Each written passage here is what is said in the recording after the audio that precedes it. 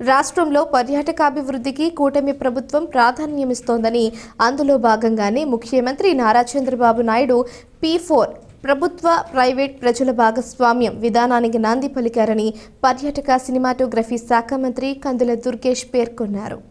తిరుపతి జిల్లాలో 3 రోజుల పాటు కొనసాగే పక్షుల పండుగకు ఆయన ముఖ్య అతిథిగా హాజరయ్యారు. సూళ్లూరుపేటలో నిర్వహించిన ర్యాలీలో పాల్గొన్నారు.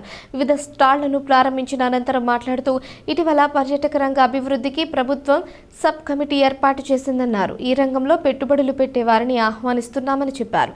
ఫిబ్రవరిలో విజయవాడ, విశాఖ, తిరుపతిలో పర్యాటక సదస్సులు నిర్వహిస్తామని ప్రకటించారు. పులికాట్ సరస్సుపై ఆధారపడి జీవించే మత్స్యకార కుటుంబాల జీవనోపాధి మెరుగుకు త్వరలో నిర్ణయం తీసుకుంటామని తెలిపారు. ఈ విషయాన్ని ముఖ్యమంత్రి చంద్రబాబు, ఉప ముఖ్యమంత్రి పవన్ కళ్యాణ్ దృష్టికి తీసుకువెళతామని వెల్లడించారు. విశాఖ, కాకినాడల్లోనూ పక్షుల పండుగ నిర్వహిస్తామన్నారు.